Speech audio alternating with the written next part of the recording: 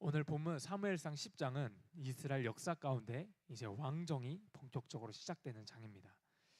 이스라엘 백성들은 이미 사무엘상 8장에서 우리도 다른 나라들처럼 왕이 있기를 요구했습니다.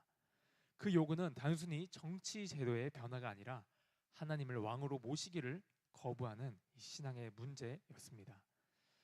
그럼에도 불구하고 하나님께서는요, 이스라엘 백성들의 요구를 무작정 거절하지 않으시고 그들의 연약함을 아시고 또 왕이라는 제도를 허락해 주십니다. 그리고 오늘 본문에서 사무엘은 하나님의 명령에 따라 사울에게 기름을 붓습니다. 그리고 하나님께서 사울을 왕으로 삼은 확실한 증거로 세 가지의 징조를 보여주시는데요.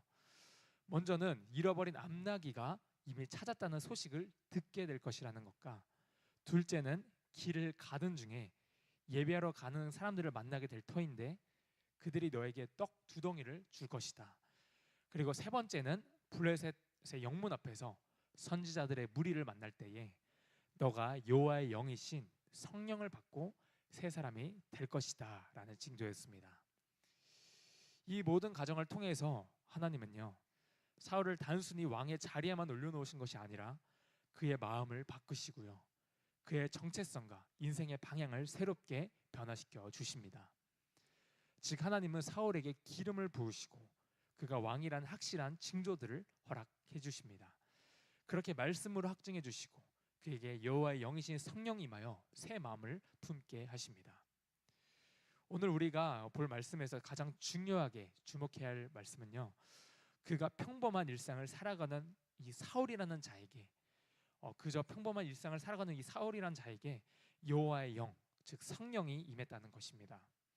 성령이 임할 때 사울은 완전히 다른 사람으로 변화되어서 이스라엘의 왕으로 세움을 받습니다. 그리고 하나님의 통치를 대행하는 왕으로서의 사명을 감당하게 된다는 것입니다. 여러분, 한 나라를 다스리는 왕이 된다고 할 때 갖춰야 할 덕목들이 얼마나 많겠습니까? 왕으로서 국정을 잘 돌볼 수 있도록 풍부한 학식도 있어야 하고요, 신하들을 휘어잡을 만한 강력한 리더십도 있어야 합니다. 또한 백성들을 품을 수 있는 이 넓은 아량과 또 다방면에서 나라를 부강하게 만들 애교적 전략과 안목까지도 갖추어야 했습니다. 이런 인간적인 기준으로 본다면 아마 사울은 공부도 더 많이 해야 하고 리더십 세미나도 들어야 하고 인격 수영도 더 쌓아야 했을 것입니다. 그런데 오늘 말씀에 보시면요, 하나님께서는 사울에게 왕으로서의 자질을 갖추기 위해 이런저런 공부를 하라고 말씀하지 않으십니다. 왕에 걸맞는 능력을 쌓으라고 말씀하지도 않으십니다. 오히려 오늘 말씀에 강조하고 있는 것은요, 하나님의 기준에서 한 나라를 이끌어가고 다스리는 왕이 갖춰야 할 조건이 있었는데요, 그 하나의 조건은 바로 하나님의 영, 성령으로 충만한 왕이 되어야 한다는 것입니다. 그래서 하나님께서 오늘 본문 6절에 보게 되면 이렇게 사울에게 약속을 주십니다. 오늘 본문 6절 말씀 함께 읽겠습니다. 내게는 여호와의 영이 크게 임하리니 너도 그들과 함께 예언을 하고 변하여 새 사람이 되리라. 아멘. 바로 너에게 여호와의 영이신 성령이 크게 임할 것인데 그때 너가 예언을 하고 변하여 새 사람이 될 것이다, 이렇게 말씀하십니다. 그리고 실제로 본문 10절에 보게 되면 사울에게 하나님의 영이 아주 강력하게 크게 임하였다고 증언합니다.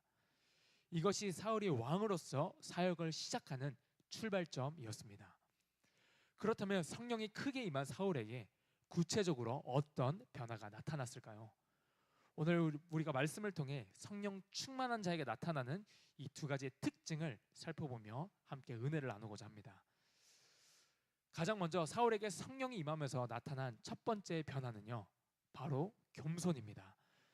사울에게 성령이 임한 후에 사무엘은 이스라엘 모든 지파를 불러 모읍니다. 그리고 왕을 선출하기 위해 제비뽑기를 진행하는데요, 지파를 뽑고 가족을 뽑고 마침내 마지막에 사울의 이름이 호명됩니다. 사울의 이름이 호명되는 순간 모든 백성이 축하하며 한호성을 지릅니다. 가문으로 보나 외적으로 보나 정말 왕이 될 만한 사람이 뽑혔구나 하며 많은 백성들이 기뻐했습니다. 그런데 정작 왕으로 뽑힌 사울은 어디에 있었습니까? 우리 본문 22절 말씀을 함께 보도록 하겠습니다. 그러므로 그들이 또 여호와께 묻되 그 사람이 여기 왔나이까? 여호와께서 대답하시되 그가 진 보따리들 사이에 숨었느니라 하셨더라. 아멘. 그러나 정작 왕으로 뽑힌 사울은 저 멀찍이서 진 보따리 사이에 숨어 있었습니다. 사울이 겁이 많아서 숨었을까요? 아닙니다. 본인 스스로 생각할 때 사울은 그런 마음이 있었던 겁니다. 나 같은 사람이 어떻게 이스라엘의 왕이 될 수 있을까? 나보다 뛰어난 사람이 훨씬 많을 텐데 내가 어떻게 왕이 될 자격이 되는가 하는 그런 마음입니다. 이것은 사울의 겸손한 모습을 보여줍니다. 사실 사울은요, 베냐민 지파 중에서 유력한 가문의 출신이었습니다. 어제도 우리가 말씀을 통해 보았듯이 유력하다라는 말은 재력이 있고 지위가 높고 또 명성이 있다, 즉 사회적으로도 인정받고 영향력이 있을 때 사용되는 단어였습니다. 그 유력한 집안이 바로 사울의 집안이었습니다. 다시 말해 사울은 괜찮은 가문의 괜찮은 집안이었다는 것입니다.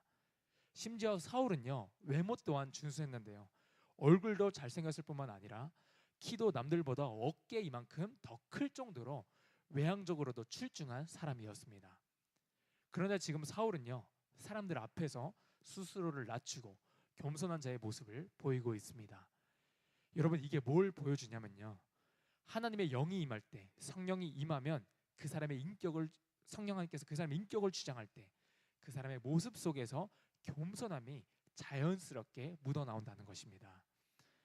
여러분, 나중에 성령이 사울에게서 떠나고 그 사울의 심령의 악신이 강하게 역사했을 때 그 사울의 모습을 우리가 한번 떠올려 보시면요, 그의 겸손했던 사울의 모습은 다 사라지고 악하고 교만한 모습을 우리가 보게 됩니다.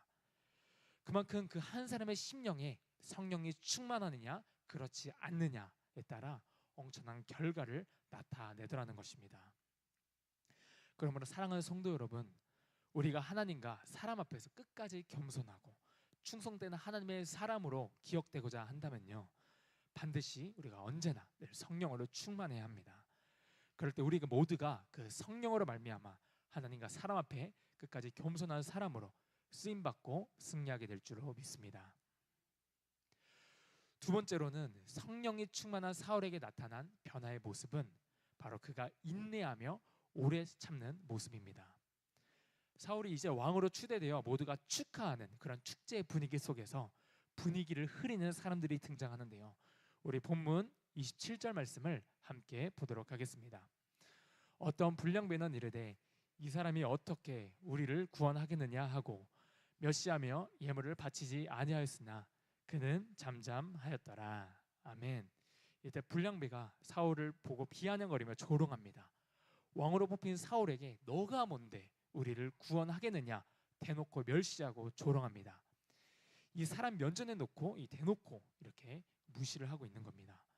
보통 사람 같으면, 또 보통 일반적인 왕이라면 당장 군사에게 명령하여 그들을 즉시 처단하거나 분노하여 싸웠을 것입니다. 그런데 성경은 오늘 사울이 잠잠하였더라라고 기록합니다. 이 잠잠하였더라라는 표현은 마치 이사야 53장에 나오는 이 어린 양 대신 예수님의 모습을 마치 연상시켜 줍니다. 그 모습이 어떠한 모습입니까? 우리 이사야 53장 7절 말씀을 함께 보도록 하겠습니다. 그가 곤욕을 당하여 괴로움을 해도 그의 입을 열지 아니하였음을 마치 도수장으로 끌려가는 어린 양과 털 깎는 자 앞에서 잠잠한 양같이 그의 입을 열지 아니하였도다. 아멘. 성령 충만한 사울은 마치 예수님처럼 어떤 조롱과 비난 앞에서도 마음이 흔들리지 않았습니다.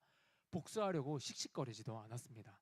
분노를 절제하며 잠잠히 참고 인내하는 멋진 리더의 면모를 보여주고 있습니다. 이게 바로 성령 충만한 자의 모습입니다.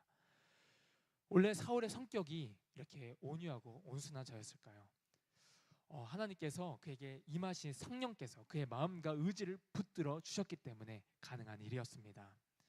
여러분, 성령이 떠난 후에 사울의 모습을 우리가 다시 한번 떠올리게 되면요, 그는 작은 질투심을 이기지 못해 어린 다윗을 향해 창을 계속해서 던집니다. 국정은 뒷전인 채 다윗을 죽이려고 전국을 찾아 헤매는 못난 사람이 되었습니다. 이처럼 성령이 떠나가면요, 아무리 괜찮아 보이던 사람이더라도 그 속에 있던 인간의 모든 죄성과 부패함이 그렇게 그대로 다 드러나게 되어 있습니다. 사랑하는 성도 여러분, 오늘 말씀을 통해 우리가 반드시 기억해야 할 것은요, 하나님의 교회를 섬기고 주의 사명을 감당하는 우리에게 가장 절실하게 필요한 것은 바로 성령이 내 안에 충만하게 역사하는 것입니다. 오직 성령 하나님이 내 안에 충만히 역사하실 때에 우리는 그 성령을 따라서 내 생각, 내 마음, 내 의지를 쳐서 굴복시키는 것입니다. 그리고 그 성령을 따라 행하는 것입니다. 우리가 성령 충만하지 못한 채 우리가 아무리 말을 잘하고 능력이 있고 우리가 열심히 할 수 있습니다. 그런데 그러면 그 결과, 그 열매는 오히려 공동체 내의 갈등과 다툼을 일으키는 경우가 허다하다는 것입니다. 그러나 우리가 조금은 부족하고 어리숙할지라도 성령이 충만한 그 사람을 통해 하나님의 은혜가 나타나고 주변 사람들을 또 그 공동체를 변화시키는 역사가 일어날 줄로 믿습니다. 성령께서 내 마음을 주장하시면 없었던 지혜도 생깁니다. 부족한 능력도 주님께서 채워주십니다. 무엇보다 겸손하게 하시고 인내하게 하시며 사랑과 용서의 열매를 맺게 하실 줄 믿습니다. 그러므로 사랑하는 성도님들, 오늘 하루도 우리 안에 여호와의 영, 성령으로 충만하시기를 간절히 기도하십시오. 여러분이 오늘도 우리가 가는 곳마다 성령의 아름다운 열매가 나타나고 우리의 가정과 직장과 우리의 삶의 모든 자리에서 하나님만 드러나기를 소망합니다. 여러분을 통해 하나님의 살아계심이 증거되는 복된 하루가 되시기를 주님의 이름으로 축복합니다. 기도하겠습니다. 하나님